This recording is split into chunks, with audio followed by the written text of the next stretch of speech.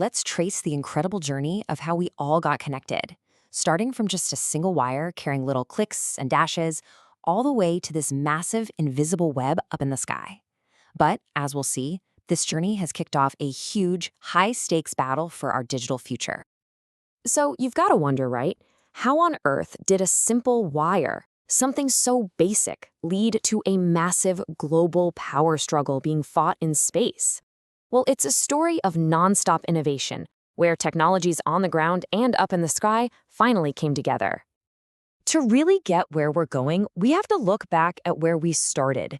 And our story begins right here, on the ground, with the very first wires that began to shrink our world.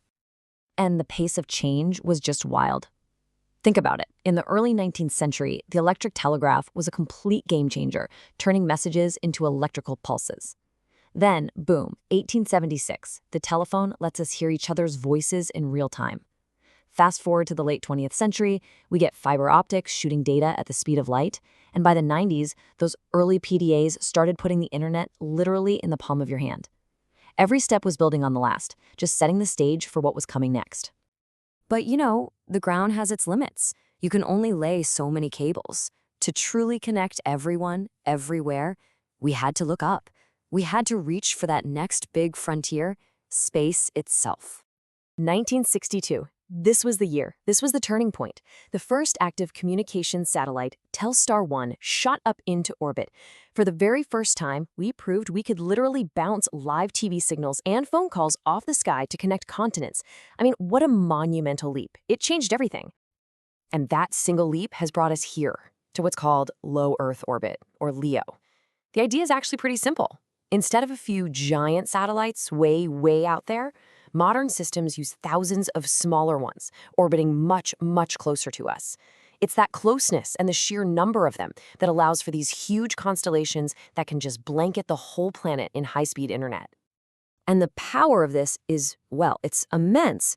Satellites can bring the internet to places where laying a cable is just impossible, helping to bridge that digital divide.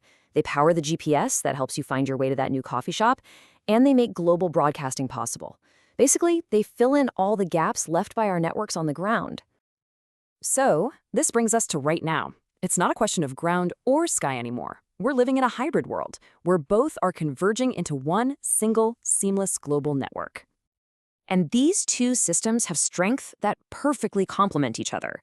Ground networks, like fiber optic cables, have massive capacity and speed. They're perfect for packed cities.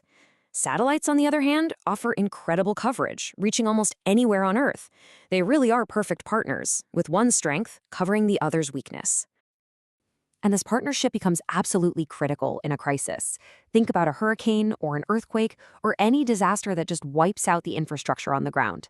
Suddenly, satellite networks become a lifeline, keeping first responders and critical services connected when it matters most.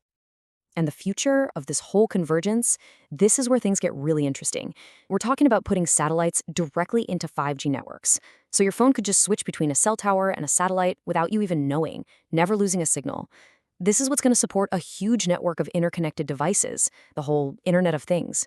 And it could even be the backbone for urban air mobility. Yeah, flying taxis, which some companies are aiming to get going as early as 2025. But, and this is a huge but, this incredible converged global network raises a massive, complicated question.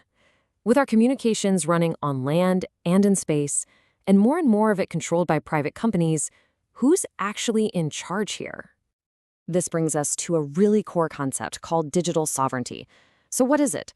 Put simply, it's a nation's ability to control its own digital destiny, its infrastructure, its data, its rules, without being dependent on or controlled by outside forces, whether that's other countries or giant corporations.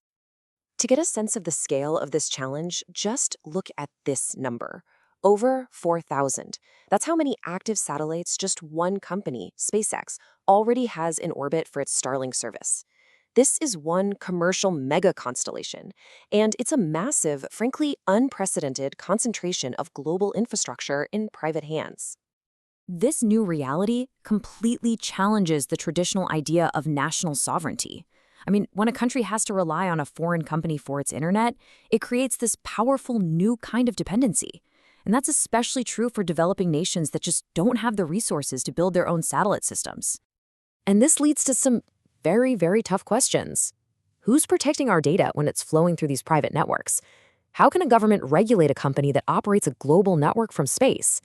And hey, instead of closing the digital divide, could this actually create a new kind of digital inequality where a few nations own the whole system and everyone else is just a customer? Now, the insights we've been walking through today are drawn from the book Homo-Servus, The Collapse of Human Sovereignty in the Digital Era, by Dr. Wahiba Melouau, Dr. Mubarakot Mohammed, and Dr. Halima Melwau. If you want to go deeper on this, you can find the book on Amazon.